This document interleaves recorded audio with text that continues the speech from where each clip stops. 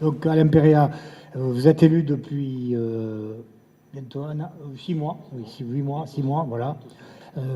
Vous qui êtes donc dans ce lieu où se vote, se élaborent les lois sur la question de cette Occitanie, de cette langue, de ces régions qui essayent de vivre et de s'organiser, quelle est votre analyse ou vos projets?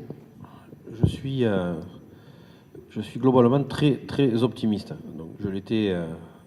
D'abord, je le suis par nature, mais je l'étais précédemment, et je le suis d'autant plus que nous menons aujourd'hui à l'Assemblée nationale un combat collectif. Hein, je suis pas le seul, à, je dirais, faire reconnaître les spécificités de nos différentes régions et de nos différents territoires.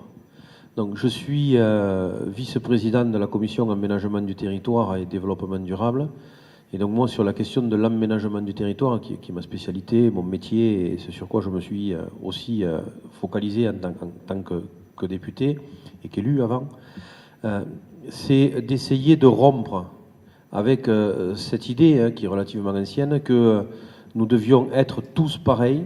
Et ça a fait grand débat, souvenez-vous, pendant la campagne, quand on a dit, je l'ai porté et défendu, qu'il n'y avait pas une culture, mais des cultures. On parlait tout à l'heure en aparté de la DRAC. Je ne rentrerai pas sur ces sujets-là parce qu'il y a de bien meilleurs spécialistes que moi sur les questions culturelles, mais l'idée qui a tout le temps été portée depuis de nombreuses années en France, c'est qu'il y avait un modèle et qu'il fallait que ce modèle soit appliqué partout. Et du coup, on a contribué à lisser toutes les spécificités. Et parmi les spécificités qui faisaient notre beau pays, eh bien, c'était bien sûr les spécificités régionales avec nos langues, cultures qui n'étaient pas contre ou je dirais, en opposition, mais qui voulaient revendiquer une place particulière, une culture particulière et une identité particulière. Donc ça a été dit. Et quand ça a été dit, ça a été au niveau de notre beau pays, ça a été immédiatement focalisé sur des cultures qui étaient des cultures, je vais dire, d'autres pays. Voilà. Sauf que ce qu'on portait, ce n'était pas forcément les cultures d'autres pays, c'était nos cultures à nous, dans notre pays. La culture occitane, la culture bretonne, on pourrait parler des Basques, mais tout ça aussi, les uns et les autres, vous êtes bien plus spécialistes que moi. Et aujourd'hui, après bientôt 6 mois, ça fera le 18 décembre, ça fera 6 mois, eh bien, nous sommes en train de mener au niveau de l'Assemblée la sortie, la véritable mise en forme de ces spécificités-là. Vous entendez beaucoup parler d'une politique qui est une politique des métropoles. Voilà. Et donc, on ne s'occuperait que des métropoles. C'est faux et archi-faux. La preuve, moi, je suis issu d'un territoire plutôt rural. On m'a donné une vice-présidence. Ce n'était pas arrivé depuis des décennies que nous ayons dans notre territoire une vice-présidence, parce que nous souhaitons véritablement mettre en avant ces territoires-là avec leurs spécificités et surtout avoir un pays qui fonctionne non pas en opposition, les métropoles d'un côté et puis le reste de la France, ou Paris d'un côté et la province de l'autre, Ce que nous souhaitons, c'est que chaque territoire puisse se développer, puisse vivre avec ses spécificités, sa culture et ce qui fait sa force. Moi, je viens aujourd'hui à la fois parce que mes amis m'ont invité, que ça me fait plaisir d'être là, mais je viens aussi me nourrir des échanges, je viens me nourrir de tout ce qui pourrait être dit, parce que je compte très rapidement aussi le faire remonter à Paris. Voilà ce que je vais dire un petit peu à l'introduction. Donc, vraiment des portes qui s'ouvrent et très optimistes. Vau demander à Jean-Louis Benet si elle partage aquel optimisme avançat per notre députat. Oui, il y a des raisons d'optimisme et après d'autres qui sont d'inquiétude. Mais l'optimisme y est, parce qu'on a une situation paradoxale. Est-ce que jamais la situation de la langue a changé, la légitimité de la langue a changé dans la société. Il y a 20 ans, encara, et même moins, il n'y avait pas de légitimité. Alors, dans la société, il y a une légitimité per la défense de la diversité culturelle. Et le monde le comprend encore. Et comprend que c'est la méthode se batteste que la défense de la diversité biologique. et que dans la défense de la diversité, tout se val. Le grappau, le coléoptère bizarre, enfin tout à coup, val le tigre du Bengale, pour la diversité, et parier pour les langues, et pour la sculpture. Donc, il y a objectivement des raisons d'optimisme, pour lesquelles il y a quelle acceptation dans la société. Ce qui est la clau. Avant, il y a un pédala contre tout dans la société. On a une demande potentielle forte. Le problème est d'avoir les médias de faire l'offerte pour révéler la demande. Le problème est d'avoir les médias, et à parier pour le théâtre, parce qu'il dit sempre le théâtre. Quand on a les médias de faire l'offerte sociale, on fait la preuve qu'il y a une demande. Un exemple majeur, est intéressant, mais même pour parler du théâtre, c'est Calandrette. Calandrette, on a à peu près les médias de l'offerte sociale. Quand on a les classes qui sont contractualisées, les professeurs sont payés normalement. Et on a appris une chose, c'est qu'il nous faut des structures. On a réussi les structures CIRDOC. Et c'était une bonne chose. Le patrimoine et les collections du Collège d'Occitanie de Toulouse, elles sont à Béziers. Sinon, elles seraient aux Escoubilles. Heureusement qu'avait fait le CIRDOC. Calandrette peut vivre per de qu'il y a appris. On a capital au centre de formation professionnelle Occita. On a capital appris per former des maîtres. S'il n'y avait pas appris, il n'y aurait pas de Calandrette. Si on n'avait pas de centre de formation. Par contre, pour le théâtre occitan, on nous a, refusé la formation, ce qui fait que la tranche d'âge du théâtre occitan est un peu élevée, et qu'il faut s'organiser de rattraper les choses avant qu'il y ait trop tard. Tard arrive un jour ou l'autre. Et donc, on nous a refusé la formation. 2, on avait une stratégie, et que fraîche partagée, qui était de créer une première structure pour le théâtre occitan, et à quelle c'est une régression d'un peu la mort des fraîches, gravement, et donc est en péril. Et si on n'a pas de structure minimum pour faire à la société, on va perdre tous les moyens de faire l'offre sociale à la société occitane. Je donne quelques chiffres quand même pour que les gens se rendent compte.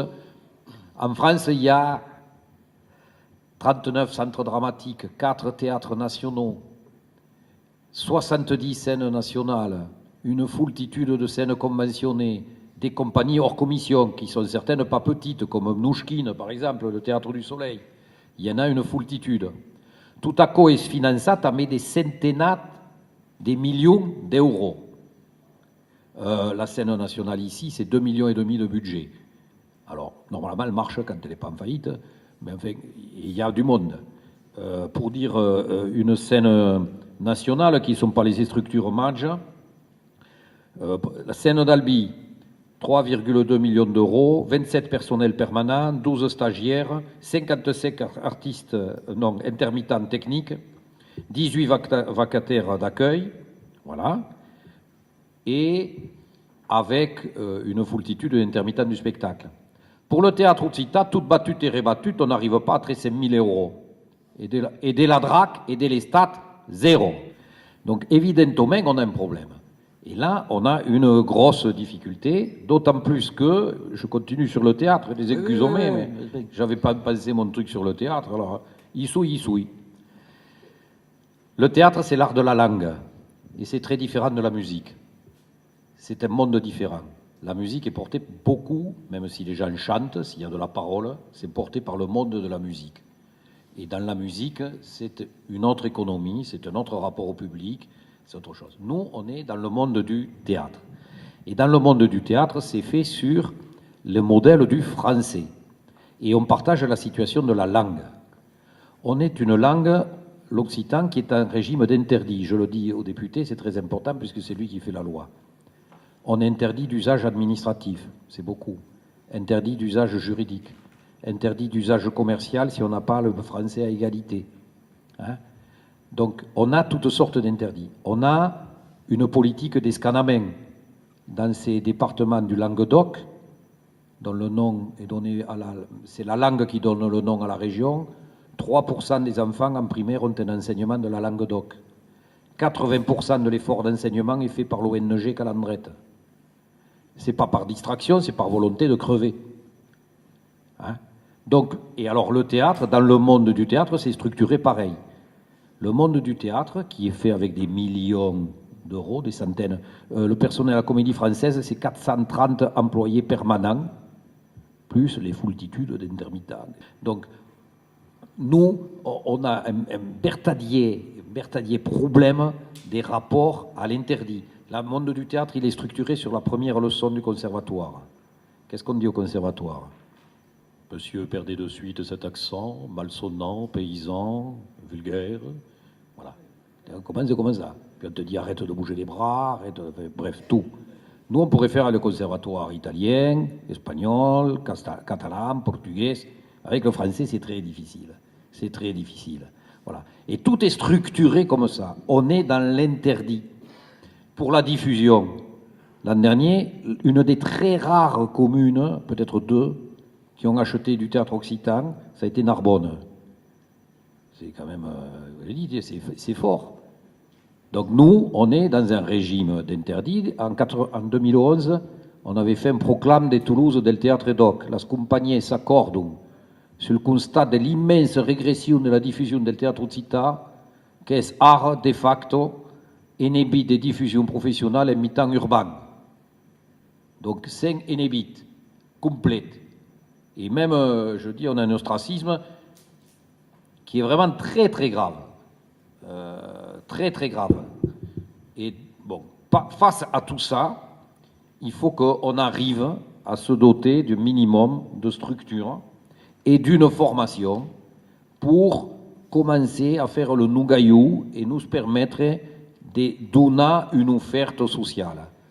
Le théâtre est un élément important.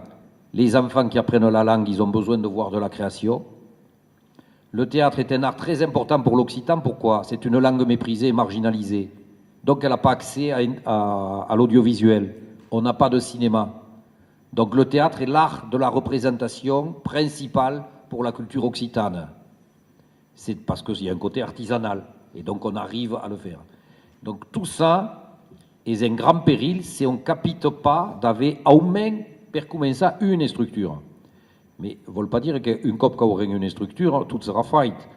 C'est à quelle fonctionne, après on aura une seconde. C'est comme on faisait pour des collèges. On a commencé un collège, puis on faisait une seconde, alors on a 24. Donc il y a du miaille progressif.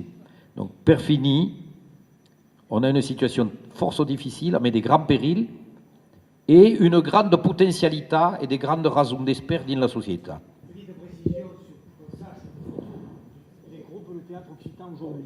Des troupes de théâtre occitan, et il n'y a pas de gaire. Il y en a maille que maille en Languedoc, parce que ça s'est fait en Languedoc au moment où il y a eu, c'est ici qu'il y a eu les luttes viticoles, c'est eu, comme disait, l'altermondialisme a été inventé en Languedoc, et c'est ici qu'on a commencé à professionnaliser pour la culture occitane. Deux compagnies consacrées à l'occitan, on peut dire qu'il y a à peu près le TIO, Théâtre Interrégional Occitan. Après qu'il soit complètement consacré à ça, il n'y en a pas BZF, il y en a peut-être une ou deux de plus. Il y a Gargamel, mais la Comédie toulousaine à Toulouse, mais ils travaillent plus en amateur qu'en professionnel. Non, je parle en professionnel. Hein. En amateur, il y a par exemple le Platanier à Toulouse. On a des théâtres amateurs. En province, il y a force théâtre amateur, mais en province, c'est le désastre. Ils n'ont rien fait de professionnel. Espère ou la respelide.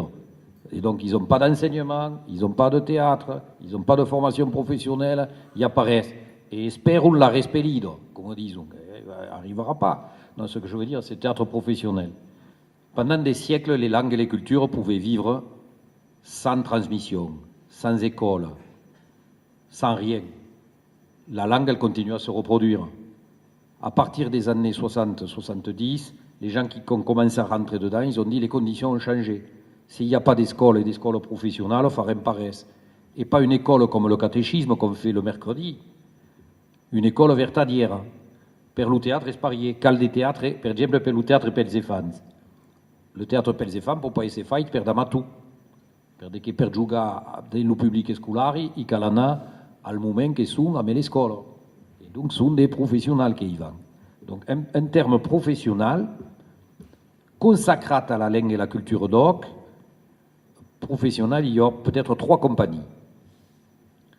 Il y a le théâtre Lilo, et encore il ne fait pas que ça. Consacré, il y a la Rampetio. Après l'Oudemaï, il y a, on va dire, 5-6 compagnies qui en font à l'occasion. Qui en font, même s'ils sont occitanistes, ils font ce qu'ils peuvent, etc. Mais on est très très bas. Et en plus, on a une tranche d'âge, comme on n'a pas de formation et pas de perspective professionnelle, la tranche d'âge est un peu élevée.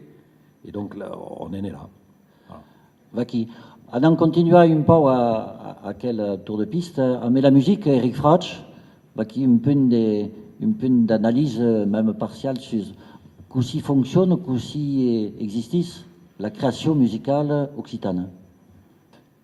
La cançó occitano, como sabes, d'empei la debuto e encara avui funciona essencialment amb de voluntats que són pas, diguem, presos dins l'encastre, dins le cadre professional, més són damunt de la major part del temps que han un altre métier, que són cantaires o cantaires i que en més d'acord fan qui com mai, qui com més dins la societat. So que veleu és pas tot són una marrido causa. So que vau ensajar de vos dire va dir amb una voluntat d'ésser un pau dialèctic.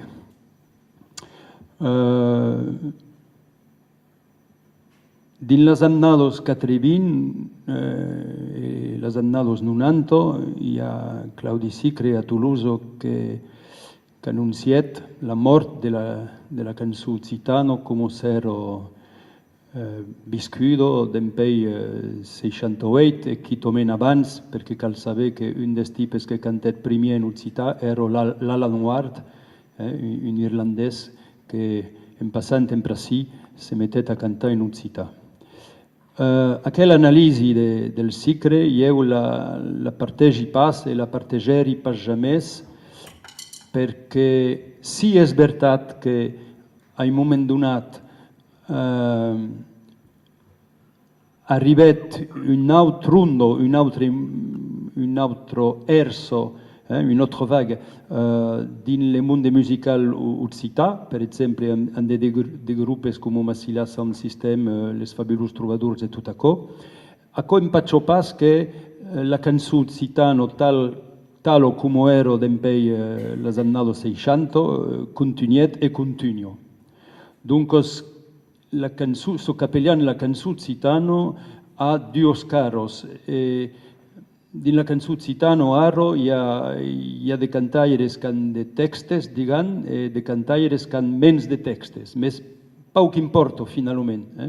Han dire que globalment tot això és de cançó, més fau pas la cupadura que fa aquest le Sicre dins la tesi.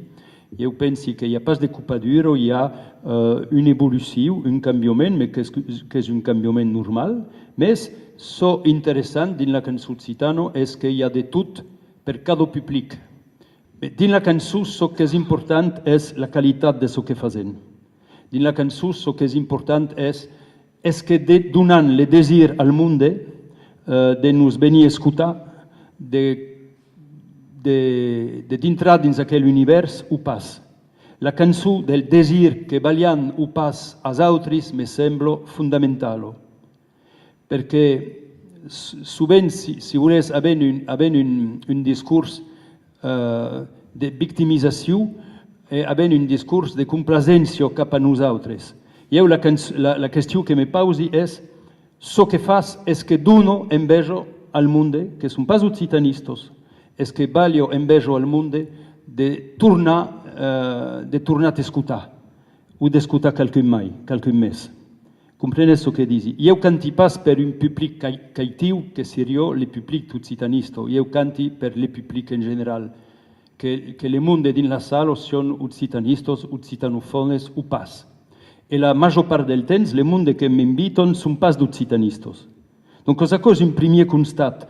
Le títol d'aquell taulo redondo és «Quino strategio?» És la qüestió més difícil, més maleïsida, perquè la grande strategia és così donar d'enveja, così donar de desir al món, perquè el món venga cerca en so nostre so che lor manco.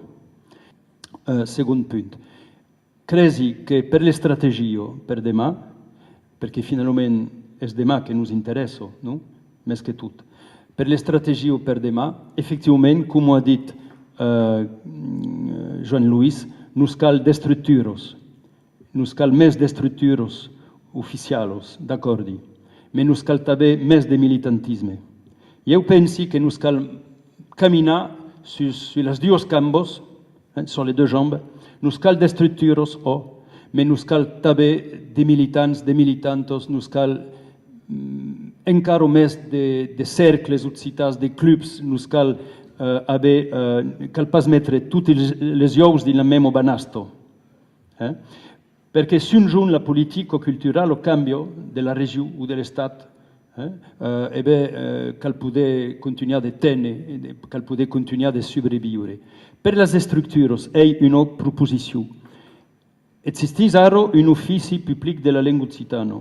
Jo prepausi un ofici públic per la creació occitana, per la creació. Pas solament per la llengua, però pel teatre, per la cançó, pel cinema, etc. Això se podria muntar d'un mode interregional. Après, tresè punt, quan disi que cal sortir del discurs victimista i de complacència, és veritat que pendent long temps el món de l'Estat no es volien pas ausir, i encara n'hi ha, som d'acord, hi ha encara de món que volen pas ausir res a prepaus de l'occità. Això és veritat. Més, cal dir també que sovint les occitats que són cantaires o món de teatre prenen pretext d'això per anar pas trucar a la porta d'aquell món. S'anen trucar a la porta d'aquell món arribant de temps en temps a haver d'avançados. Legigueri hi ha 2 anys o 3 anys dins un tract que era estat fet en Languedoc que aucune scène nationale jamais n'a programmé aucun spectacle en occitan en França. És pas veritat. És pas veritat. Jo som pas un heroi, som simplement un artista lambda. Angueri truca a la porta de la scène nationale de Fuix. E aquí troberi un director pla d'obert, que és pas occità, que és pas occitanista, tapauc. Més, se troba que era un ancià del PSU, del PSU. E aquell me diet, com interessa. E andel fasqueri, amb Michel Pentonet, fasqueri 3 creacions. E ell fa passar Martí, fa passar le cor de la plano, fa passar l'he dit Claudi Martí, mais un fin de monde que són de llengua occitana. Guillem López cantet més d'un cop, 2 cops o 3 sur la scène nacional d'Albi. Bon, cresi que cal pas haver pau tapau d'anar bese de tustar, d'insistir, perquè sovint cantaven pas les causes del primer cop, sem pos contents, dient nos aimons pas, som més presents. Mais così cresets que se passa pel món de llengua francesa. Cresets que és tot un èxit per un cantaire que canta en francès? No. Hi ha pas tot un problema de cultura, hi ha un problema de jacobinisme, de centralitat, de centralització. A Toulouse hi ha de cantaires que canten en francès, Berthaud, Philippe Berthaud, Bruno Ruiz, etc. Però canten encara menys que jo, han encara més de dificultats que jo, perquè, per exemple, fan de causes poètiques o de causes que són jutjades trop polítiques. Però ells han de problemes també. E cresi que és pas tot una qüestió de llengua i de cultura. És una qüestió de modos, una qüestió que quan on fa pas partit del mundilio, del pitjor món de la drac i d'endacom més, on ha de dificultats, efectivament. Però això és veritat pels plasticians, també. Guillem López a Toulouse fa 3 anys que arriba a haver de subvencions de la drac. o m'avés pla ausit de la DRAC. Aquello memo DRAC che è capablo de refusar de sauses al mondo del teatro occitanisto. Mes la DRAC de Montpellier o la DRAC de Toulouse son pas les memos persones. E io cresi forso as dossiers, naturalment, as dossiers plafargats, mes cresi també al rapport humà, anabès e le monde. Donc, és aquò que voglio dire, nos cal destructuros, mais nos cal pas un esperit, nos cal pas partir vencits abans d'y anar, e hi cal anar. Donc, os demilitantisme, destructuros, e beleu un darriero causa, e beleu també, hi anar en l'argument que me sembla plus fort, hi anar en dient que nosaltres som de creators de la pluralitat dins l'encastre de la República. Aquell argument de la pluralitat le podem pas refusar. D'acord, c'est cal batre, perquè la pluralitat per ells és pas tot junt. La pluralitat, com ho ha dit Monsieur Perrea tot ara, la pluralitat en pas tot junt. L'idea que és déjà aquí, et en pei longtemps. Mais pensi que c'est un argument considéré, que ce ne peut pas se défuger. Sur le théâtre, on est dans un autre monde que la musique. Nous sommes une usine à faire des propositions. Toutes les scènes nationales, on leur fait des propositions. Chaque fois qu'on a demandé dans toutes les scènes nationales, y compris celle de Foix, y compris ici, etc., de faire du théâtre, ils s'en sortent avec la musique. Tant mieux pour la musique. Mais chaque fois, ils refusent. En théâtre, c'est un... Alors, je plorinège pas. On a fait une structure qui tourne et qui vire et qui est professionnelle. Pas si pas monter à plorineja. Même des causes qui sont bien normalement bien décidées, comme la région Occitanie, à l'Ourodara. Il y a un dispositif d'aide des spectacles dans la région Occitanie, non, qui était sur l'ancienne région Midi-Pyrénées. On a fait le pointage. Il y a eu 239 spectacles aidés en 2016. Dessus, il y a 4 qu'on peut dire des musiques occitanes. On est brave. 0 des théâtres. 0. 0, c'est une proportion faible. Hein? Donc, par exemple, s'il y a quelqu'un qui vient en résidence à Tio, même la région, qui est plus là ou bravette quand même, hein, même la région me dit, vous ne pouvez pas avoir l'argent sur la résidence. Par contre, s'il va en résidence à la scène nationale de Sète ou Tequesiègue, qui sont cofinancés par la région, il peut. La scène l'aura. Il y a une discrimination. Elle est objective. Alors, Azrazoum, qui est Calana, mais des causes qui font placer, le théâtre Narbonne, le conseil, on lui a dit, il fait venir Molière Doc. Il y a eu 390 personnes qui se sont régalades. Bon, ils étaient presque quand même, des veillracos. Mais l'Oudemaille, il y a un ostracisme vertadier. Dans les villes, nous ne jouons jamais uniquement avec un petit groupe, un cercle occita. On est dans ville comme des SDF. Et c'est vrai que Poudin en a une ville. Pour des biures et ta vie d'une ville SDF. Dure pas longtemps en général, mais enfin, bibes. Et on te dit, mais vous êtes de la ville, regardez, vous avez le droit. Donc, nous, on a un tankage systématique. Alors, dis-y pas que tout le théâtre français est un facilita. Mais le problème, c'est que nous, s'il y a 2-3 compagnies occitanes, si elles ne passent pas, il n'y a rien pour le théâtre occitan. C'est la différence de nature. C'est comme ces radios Lengadoc crèvent, et bien il n'y a pas des radios en Occita. Il y a 30 ans, Occitanie, le nom, Occitanie, il y a plein de gens qui ne le connaissaient pas. Voilà. Moi, je me rappelle, quand j'ai dit à mes parents, la première fois, ce que parlat, la langue que parlat, n'est pas une patois, c'est une langue bertadière, quand une langue que c'est sous l'Occita, je leur aurais dit à peu près à l'époque, vous parlez martien vénusien, ça leur aurait fait absolument pareil. Ils n'avaient jamais entendu ce nom-là. Regardez effectivement 30 ans après, et je ne dis pas que c'est simple, mais quand il y a eu la consultation citoyenne au niveau de la région, contre toute attente, c'est pas simple pour nous, y compris quand on est occitaniste, mais contre toute attente, le fait que ça soit occitan qui soit sorti, et vous savez, je ne sais pas si vous avez eu l'information, il y en a clairement qui ne voulaient pas que la région s'appelle Occitanie. Et ce qui à un moment donné a fait basculer, c'est l'arrivée de la consultation citoyenne dans les lycées. C'est les jeunes qui ont tranché. Donc il y a des choses qui ont changé. La création artistique qu'elle soit théâtre ou qu'elle soit chanson, etc., depuis 30 ans, elle s'est considérablement modifiée. Je disais ce matin, on a repéré à la région que les artistes de la région qui s'exportaient le mieux, c'était les artistes en langue occitane.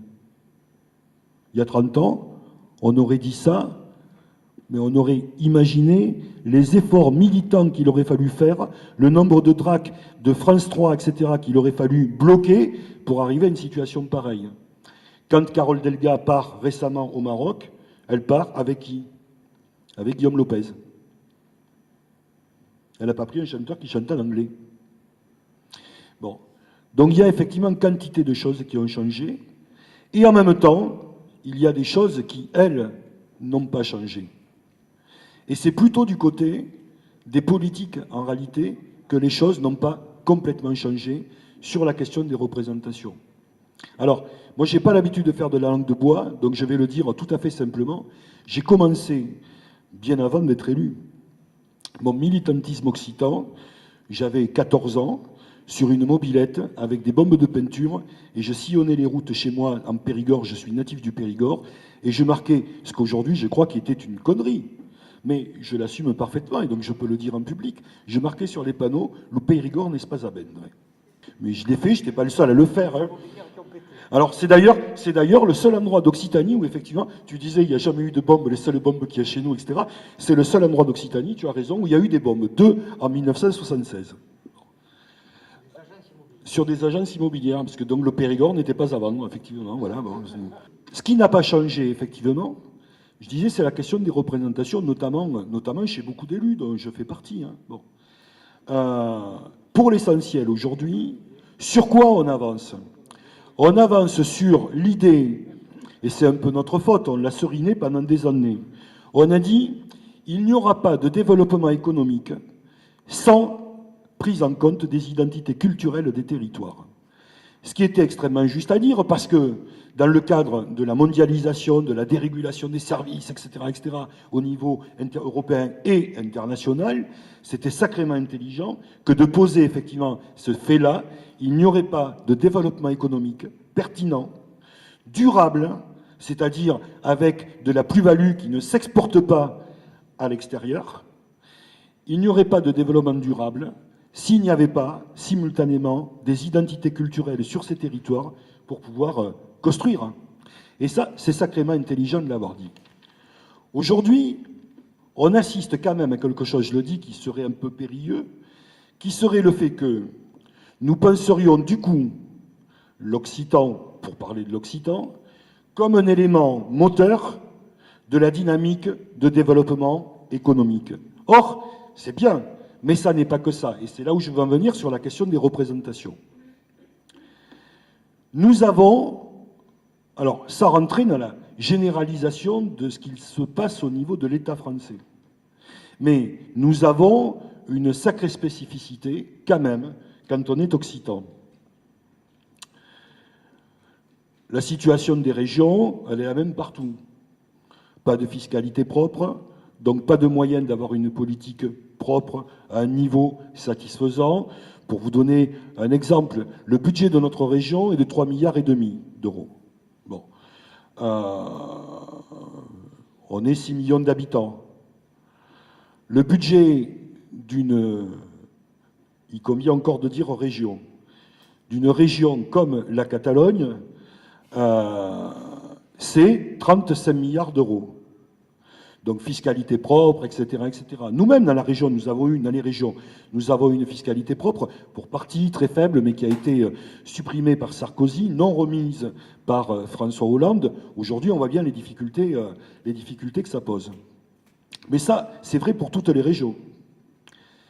Ce qui, en revanche, est vrai pour l'Occitan et qui n'est pas vrai pour les autres, c'est sur la question de l'intervention financière de l'État sur les politiques des langues, et je passerai par ce terme que je déteste par-dessus tout, sur la question des langues régionales. C'est l'État qui a mis les langues, nos langues, dans cette situation.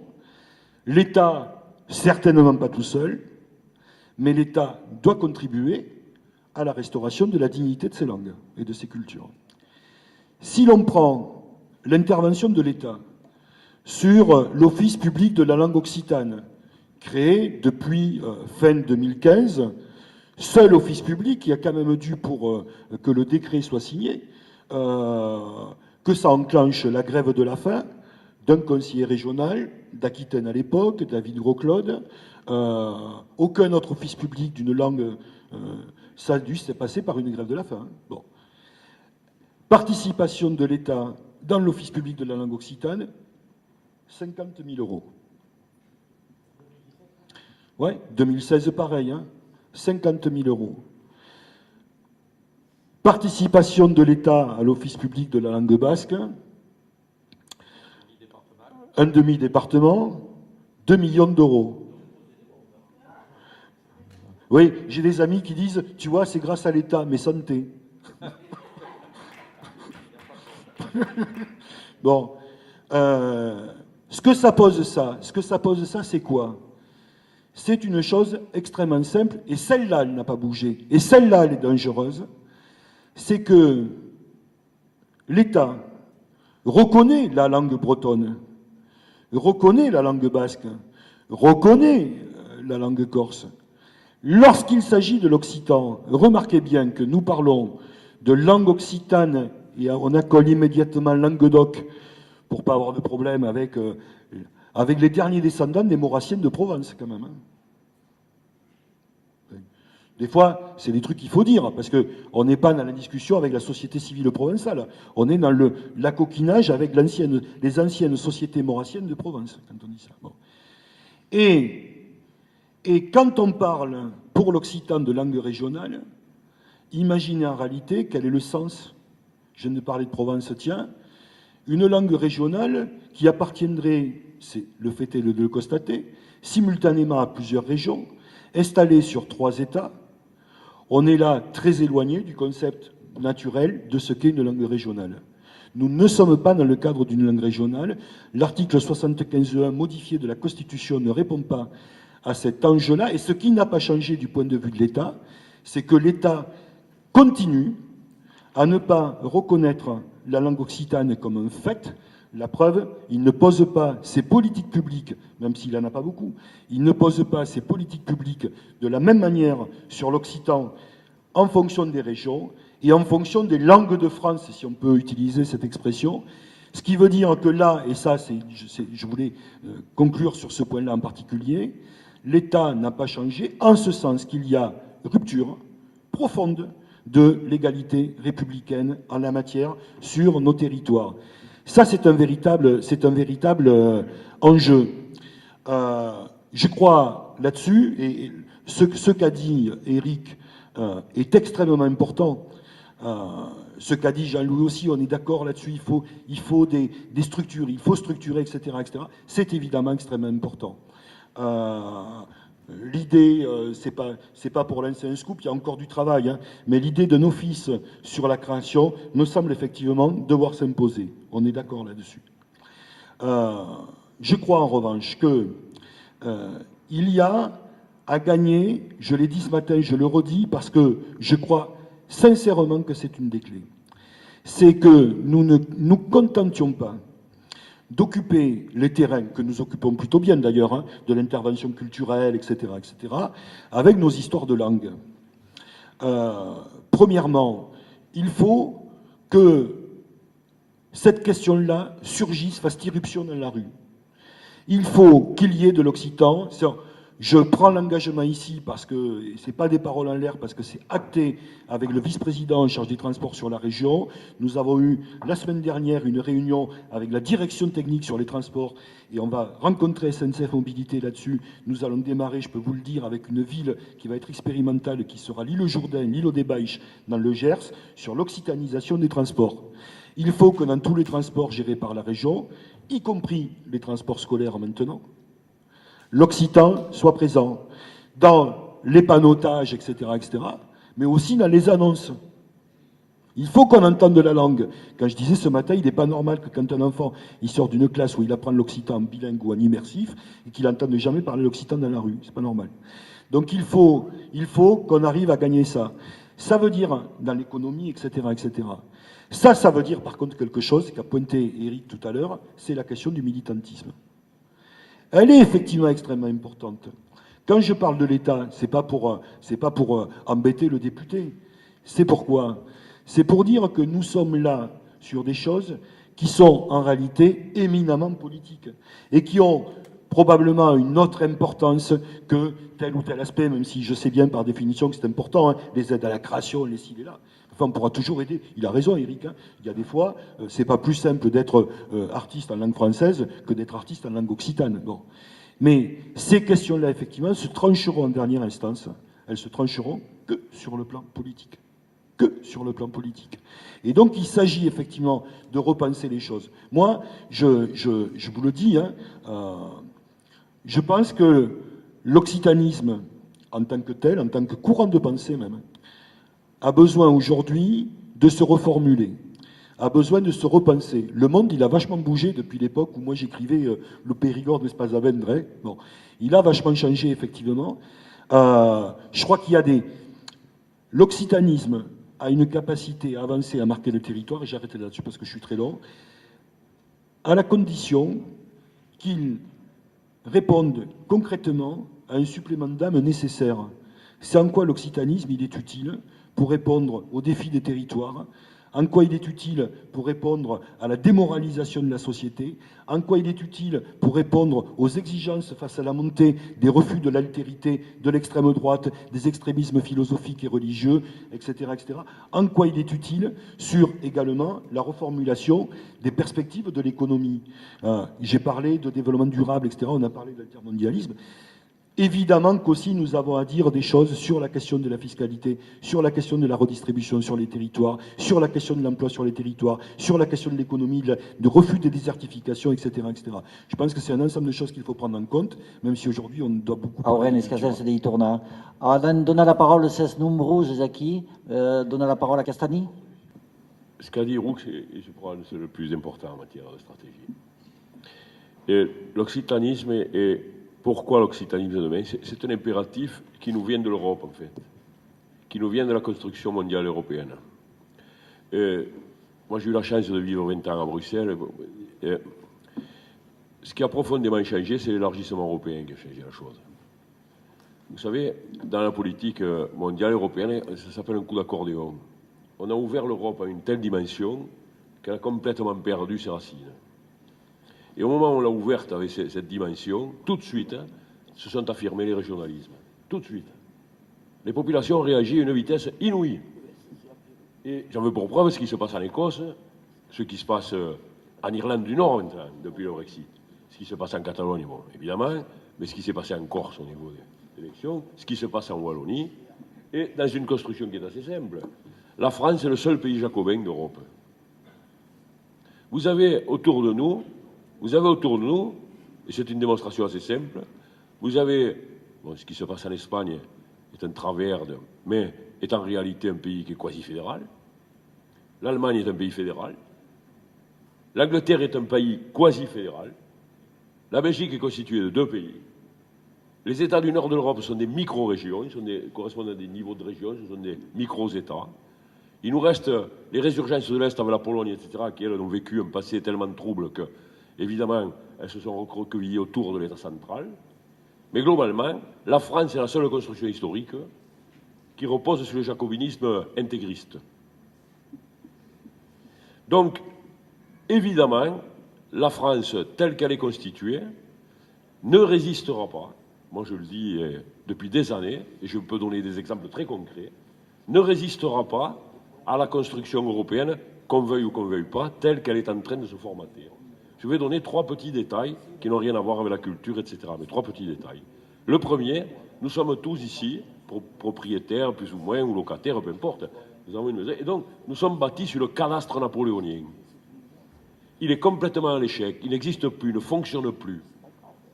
Il est totalement dépassé par le SIG. Ça s'appelle le système informatique géolocalisé. Et les agriculteurs, par exemple, moi je suis un agriculteur, eh bien on se retrouve dans une difficulté en France énorme parce qu'il y a une discordance totale entre le cadastre et la réalité des cultures. Des écarts conséquents. Le cadastre est mort. Il n'a été fait que pour une chose, nous faire payer des impôts. C'est un outil fiscal au lieu d'être un outil technique. Vous voyez, par exemple. Le deuxième exemple, c'est le Code civil. Le Code civil est tous les jours, contredit par la législation européenne. Tous les jours. Et le troisième point, c'est le découpage de la République. Et ce découpage, qui a été fait par un facteur à cheval, enfin dit-on, est un découpage qui ne répond plus du tout aux problématiques de développement ou aux problématiques de culture. Le département, par exemple, moi j'habite à Leucate, enfin ou à Cave, il y a beaucoup plus de synergie entre Leucate, par exemple, et le Barcarès qu'entre Leucate et Castelnaudary. Et beaucoup plus entre Castelnaudary et Revel qu'entre Castelnaudary et Axat. Le résultat, c'est que notre politique de développement bâtit. Vous savez que pour gérer l'étang de Leucate, il faut 2 préfets. Parce qu'en fait, il est à moitié catalan et à moitié audois. Et on n'arrive plus à le gérer. Vous voyez? Donc, cet écart conséquent entre... Alors, pourquoi l'occitanisme là-dedans? Parce que, de fait, toutes nos grandes régions, parce qu'elles sont grandes de compte de fait, se retrouveront à travers leur histoire et leur identité. Et c'est à partir de là, ce qu'a dit Roux, qu'elles propulseront de l'économie, à condition de l'accepter et de le reconnaître, et d'en faire le fondement. La stratégie, vous parlez de stratégie, moi je ne suis pas compétent en matière de culture, etc. Je dis, elle est obligatoire parce que c'est l'occitanisme qui portera le développement. Le deuxième point, c'est que par rapport à cette République jacobine, et je vois que Carole Delga, j'ai lu dans la presse la semaine dernière, avait fait un acte, je pense, majeur, et c'est pas à moi des commentaires politiques, mais arriver à convaincre l'État qu'on avait des ressources locales pour cofinancer du développement, et en particulier terminer ces TGV, etc. C'est-à-dire qu'il faut affirmer des choses et savoir lever les moyens au niveau local, pour arriver vraiment à ce que cette région soit désenclavée, parce qu'on la croit désenclavée, mais elle est toujours enclavée, en fait. Vous savez que nous n'avons que des réseaux fuyants. Il faut que nous mettions en avant, dans la stratégie, des particularités, pour ne pas dire des particularismes. Je vais citer un cas. Tout le monde parle du réchauffement climatique, de la problématique de l'eau. Personne encore n'a décidé de promouvoir ce qu'était la vie d'une région sèche. J'étais avant-hier en Catalogne pour discuter avec des agriculteurs. Ils me disent que nous devrions constituer un lobby de l'agriculture sèche. Parce qu'à force de croire qu'on va irriguer partout alors qu'on n'a pas de ressources en eau, on le fait croire aux agriculteurs, on le fait croire aux gens. Oui, ça n'est pas possible. Il nous faut mettre en avant le fait que nous sommes dans une région sèche et qui le sera de plus en plus. Et qu'elle doit en tirer tout un modèle de développement différent que celui qu'elle pense pouvoir utiliser. Et donc, de l'assumer, ça, de l'affirmer et de l'assumer, comme une stratégie. Le troisième point, c'est que, pour affirmer une stratégie, je suis vraiment d'accord avec ce qu'a dit Roux là-dessus, c'est qu'il faut parler. Et pardon de dire, je ne suis pas un expert, moi, loin de là, le théâtre.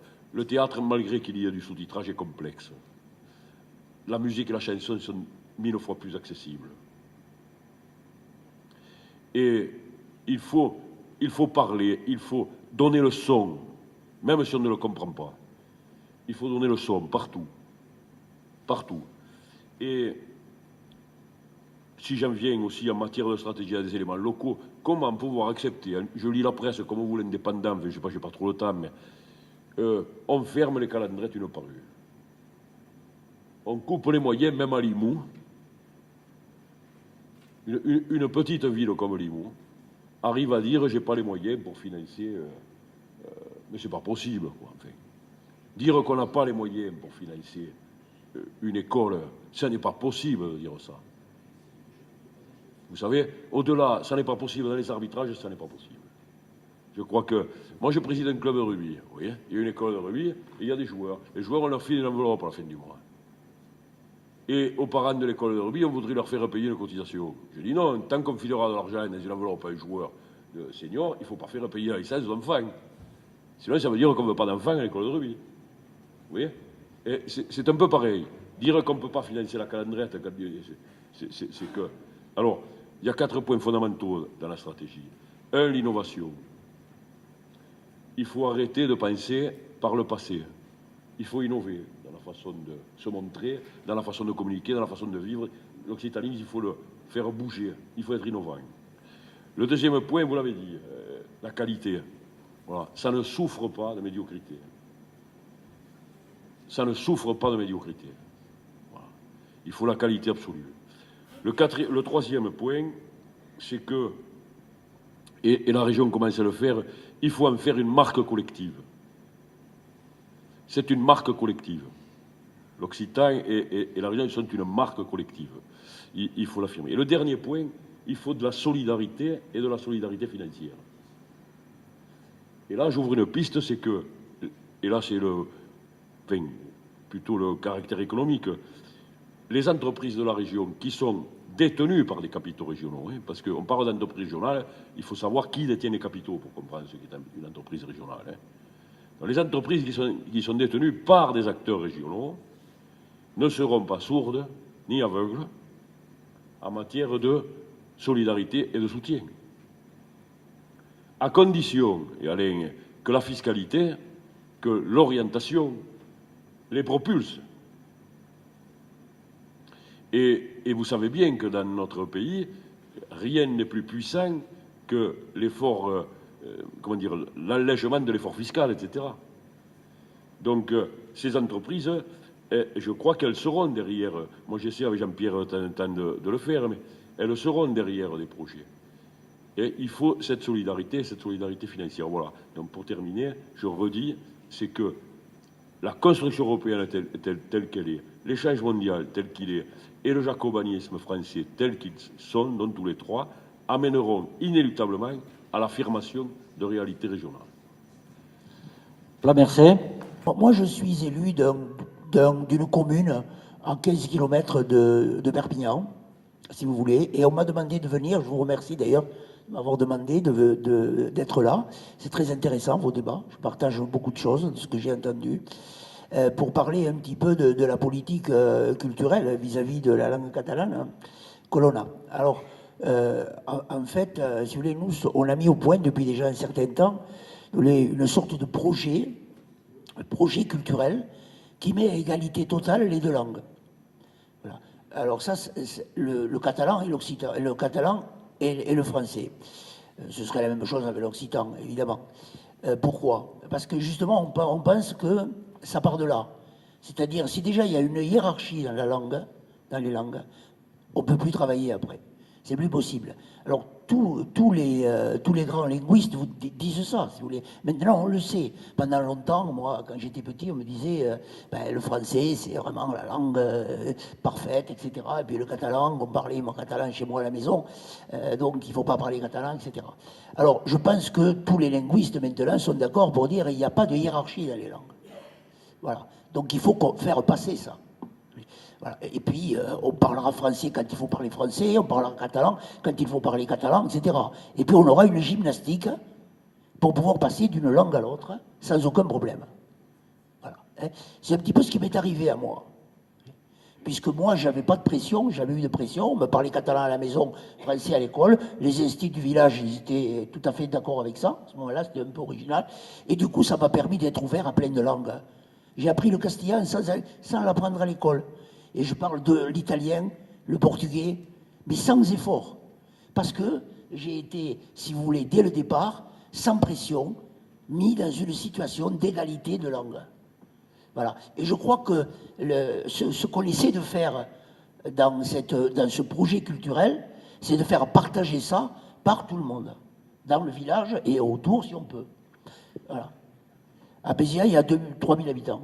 Hein, il y avait 2000 habitants, 2500, on est un petit peu grandi, on est à 15 km de... Non, c'est un village qui était un village rural, si vous voulez, mais ce que vous venez de dire, il y a évidemment des gens qui viennent de l'extérieur et qu'on arrive à faire partager ça. On leur arrive à faire partager, sans pression. Voilà. Et le fait de donner cette image de la langue, d'égalité des langues et de gymnastique d'une langue à l'autre, change tout. Donc le projet culturel du village, il est basé là-dessus. C'est-à-dire, chaque fois qu'on fait quelque chose, on va essayer de le faire, de faire ce qu'on doit faire en français et ce qu'on doit faire en catalan de la même manière. Voilà. Hein? Donc, et de faire partager ça avec l'école, avec les parents d'élèves, et avec évidemment déjà, parce qu'il y avait déjà quelque temps qu'on a fait ça, déjà des résultats concrets. C'est-à-dire, nous avons par exemple déjà donc, dans le village 4 ou 5 instituteurs bilingues qui, au lieu d'aller péter à Paris ou ailleurs, travaillent dans les villages à côté. On a l'inspecteur, par exemple, de catalan, donc de notre région, des Pyrénées-Orientales, c'est un Pézianais. On a par exemple des élèves des jeunes qui travaillent à Gérone ou à Figueres, parce qu'il y a des possibilités de travail. Vous voyez, il y a donc un impact. Donc la population commence à voir l'intérêt que ça a. Et on n'est pas dans un combat de langue, on est dans une égalité de langue. Voilà. Alors cette égalité, si vous voulez, elle se traduit évidemment par quelque chose. C'est-à-dire il faut que la culture véhiculée par chacune des langues soit aussi égale. Ça veut dire qu'il faut travailler sur, par exemple, l'histoire. On a parlé de culture. Pour comprendre la culture, c'est ce qui fait du lien. Le lien, on le fait comment? En faisant du sens. En faisant du sens. Et le sens, on ne le fait pas de sens sans histoire. Alors, l'histoire de France, elle est très bien, mais c'est l'histoire de la France. C'est l'histoire globalement de la France. C'est pas l'histoire de l'Occitanie, ni c'est pas l'histoire de la Catalogne. Il ne s'agit pas de les opposer, parce que ça, ce serait absurde. C'est absurde. Il y a eu peut-être des combats comme ça. Il ne s'agit pas d'opposer ces histoires. Il s'agit de dire que ces histoires s'ajoutent. Et c'est peut-être la seule manière de comprendre, de comprendre ce qu'il y a autour de nous ici, c'est de comprendre l'histoire. Regardez, on est ici dans un lieu qui, qu'on le veuille ou non, n'appartient pas entièrement à l'histoire de France. D'accord? Eh oui, mais on ne le dit pas, ça. On ne le dit pas, si vous voulez. Vous voyez, on ne le dit pas. Ce qui fait qu'il y a une déconnexion, par exemple, des jeunes avec le patrimoine modeste. Celui-là, il n'est pas modeste, mais le patrimoine modeste que l'on a dans nos villages. Si on fait du sens dans ce qu'on voit, c'est ça la culture. Eh bien, à ce moment-là, on va respecter beaucoup plus le lieu. On va être beaucoup plus citoyen. On va avoir envie de participer à la vie citoyenne. Ce qui se passe un petit peu chez nous quand même. Dernièrement, on vient de faire une réunion, on fait des groupes de travail. Il y a beaucoup de monde qui vient, de toutes les générations. Voilà. Donc, si vous voulez, après, à partir de là, on le décline comment? En faisant de la musique, en faisant du théâtre, en passant du français au catalan, sans aucun problème. On a quand même peut-être plus de facilité.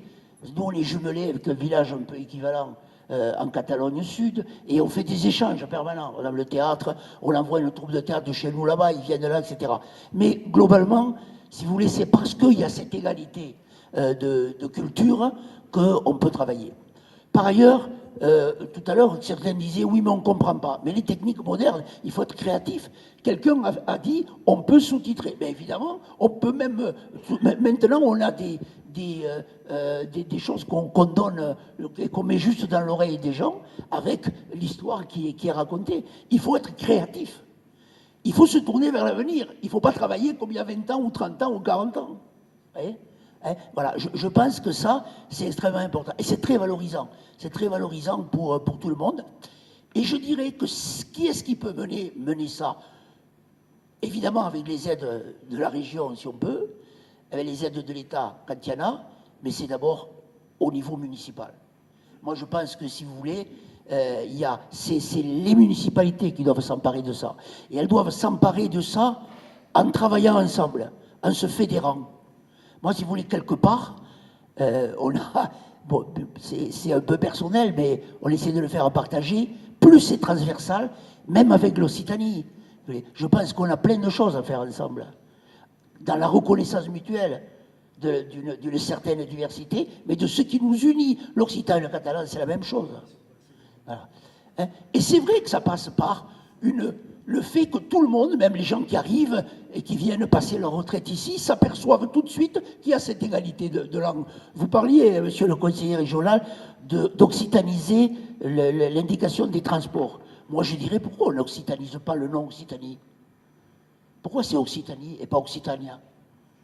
Voilà. Non, non, mais d'abord, c'est beaucoup plus beau, Occitania, si vous voulez. Bon, vous savez que nous, on polémique là-dessus parce qu'on nous a annexé, l'Occitanie nous a annexé, si vous voulez. Du coup, on a mis pays catalan dans tous les trônes, mais on va pas parler de ça aujourd'hui, c'est pas le moment. Mais par exemple, moi, je pense que ça commence là. Mais comment voulez-vous que la langue soit mise sur le même pied d'égalité avec le français? Et je crois que c'est dans l'intérêt du français, ça aussi. Dans l'intérêt des deux. Hein. Dès qu'il y a un dominant et un dominé, on est dans une situation qui, à moi, ne me convient pas idéologiquement. Et je ne pense pas que ça vous convienne ici, les gens qui sont là. Il n'y a pas de dominant et de dominé. Il y a deux cultures qui travaillent ensemble, qui vont ensemble. Et c'est vers ça qu'il faut travailler, je pense. Ouais. Moi, je serais très content, même si il faudrait y ajouter quelque chose pour les Catalans quand même, si ça s'appelle Occitania. Non, mais peut-être, mais déjà le mot occitan pour Occitanie. Vous voyez? Là, je dirais que là, si on faisait, il faudrait appeler un psychiatre, on peut psychanalyser quelque part les territoires. C'est très difficile pour un territoire comme l'Occitanie, pourtant Dieu sait si l'Occitanie, ça a une histoire, ça a une culture, enfin je ne sais pas, c'est extrêmement quand même quelque chose de merveilleux au sein de la France. Moi j'ai été prof d'histoire, hein, donc je suis quand même assez bien placé pour parler de ça. Eh bien, si vous voulez, non, Occitanie. Si vous voulez, on a un budget de fête qui est relativement important, on a à peu près 62 000 euros, mais si vous voulez, c'est pour toutes les fêtes, mais pour tout ça. Mais si vous voulez, le problème, c'est qu'on le fait démultiplier, ça. C'est-à-dire que c'est en fait chaque association, après, qui est chargée, avec ce qu'on peut leur donner, de démultiplier les activités. Hein. Après, bien évidemment, on s'appuie sur quoi? On a une brassole qu'on finance et qui participe énormément. Hein. Et on l'a mise au centre du village parce qu'il y a des parents qui viennent d'un petit peu partout et ça anime le centre du village. À la brassole, en fait, nous, on a une section maternelle d'une brassole qui comprend 500 enfants. Et il y a au moins 400 listes sur la liste d'attente, si vous voulez. Et nous, on est la partie maternelle. L'autre, elle est au Soleil, au village d'à côté. Ouais, voilà. Mais et qui est-ce qui vient à la brassole, par exemple, tenez? Ça, c'est intéressant. Il y a deux catégories de gens. Ceux qui sont peut-être militants, et puis des gens qui arrivent de l'extérieur. Voilà. Des gens qui arrivent de l'extérieur, parce qu'ils ont envie de comprendre, parce qu'on leur donne peut-être des éléments d'interrogation. On leur donne des éléments d'interrogation. Il faut qu'on fédère ces choses-là. Il faut qu'on travaille ensemble.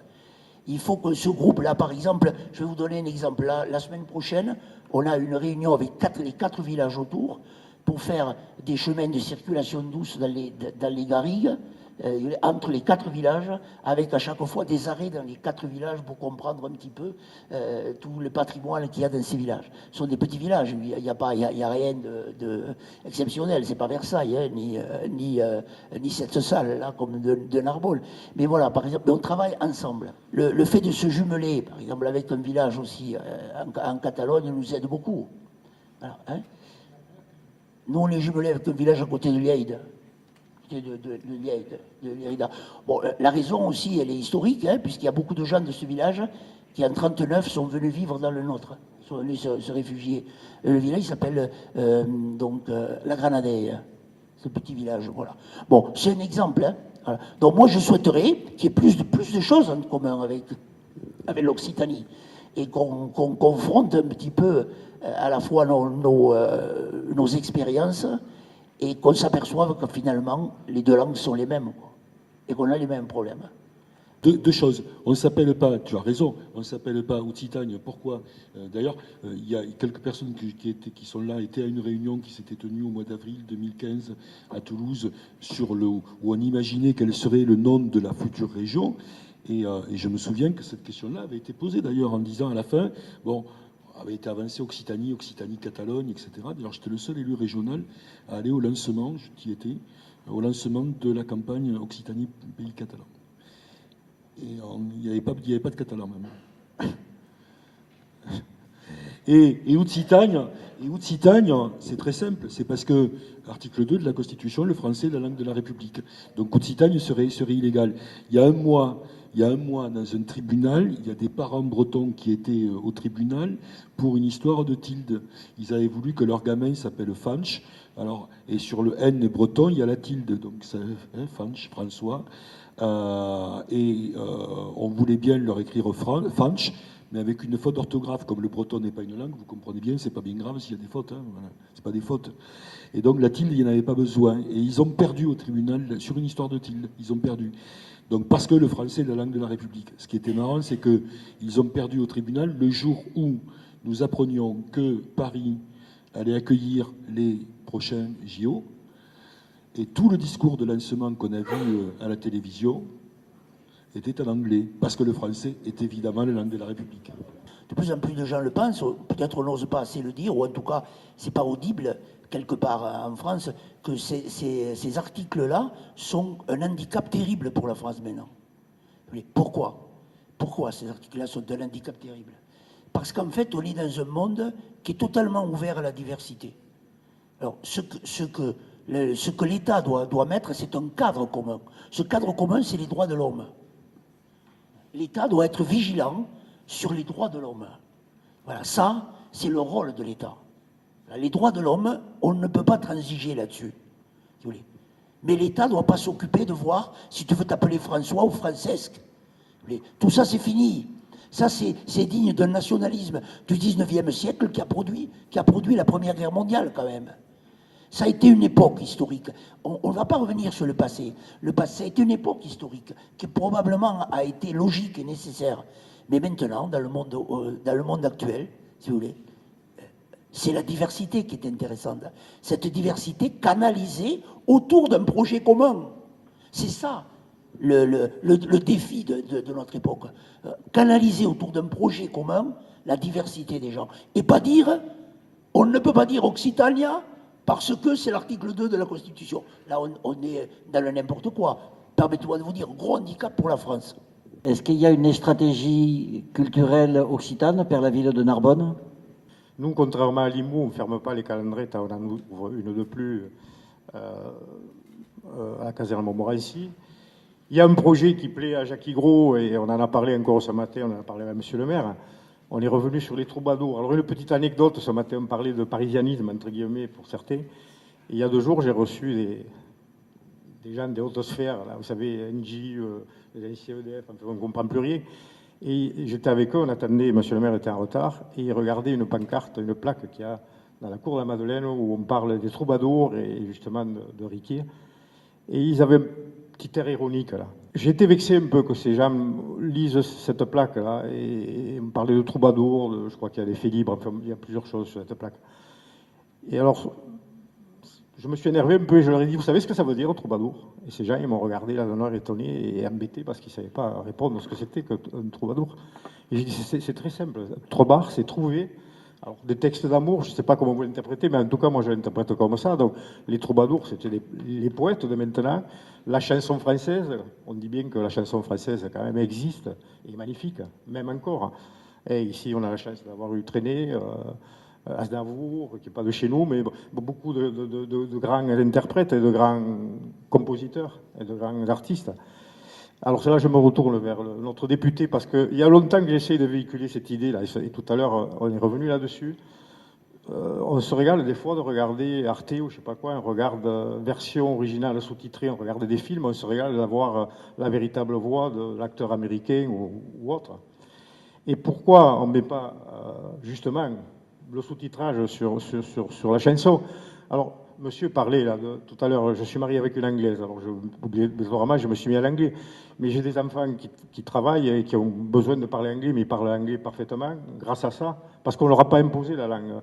On l'a partagé à table, on l'a partagé en famille, et donc on a appris, ils ont appris l'anglais, ils ont appris l'occitan un peu avec moi, parce que mes grands-parents avaient toujours une anecdote et un terme patois que je ressors de temps en temps. Hein. J'avais un commerce et je savais que de temps en temps, quand je recevais des clients, ça leur faisait plaisir qu'on balance une vanne en patois, comme il en existe beaucoup.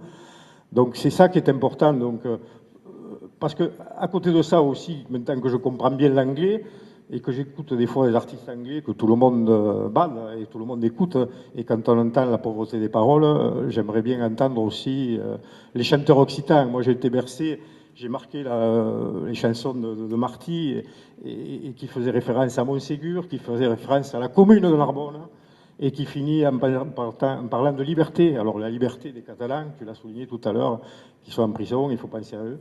Donc la liberté de pouvoir s'exprimer et de pouvoir exprimer notre langue, qui est une très belle langue. Et j'ai apprécié ce qu'il a dit, parce que c'est vrai que les Catalans font ça. Je vais souvent à Barcelone, et ils savent s'exprimer en catalan, et aussi en espagnol, et aussi en français, mais on s'adapte.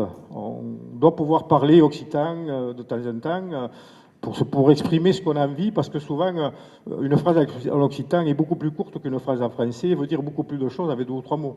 Donc on peut véhiculer ces 2 façons de parler, et je crois que c'est très important. Voilà.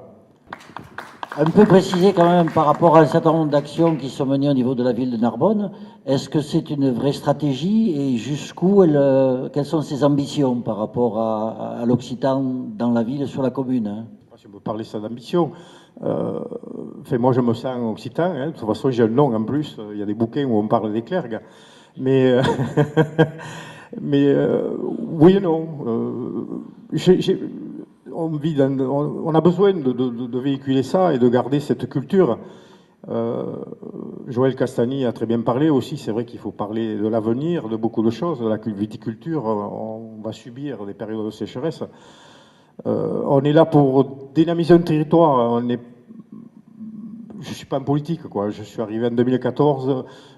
J'ai toujours été un acteur économique dans ma vie professionnelle, et j'ai envie que cette ville et notre région grandissent de plus en plus, bien sûr. Et on a tous les atouts pour réussir. On a le vin, on a le soleil, on a beaucoup de choses. On a cette langue.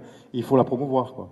Alors, c'est pas pour faire plaisir à certaines personnes. Je suis là, je devais venir qu'à 14h, mais j'avais envie d'être là parce que je me replonge aussi dans l'histoire de l'Occitanie. Je lis pas mal de bouquins. Et oui, c'est naturel pour moi, en fait, de toute façon. Voilà. Et puis, on a toujours décidé d'aider et on va continuer à les aider. On est un pour parler, je le dévoile un petit peu, mais peut-être essayer de créer une maison des troubadours. Je sais pas, on va peut-être y arriver. Voilà.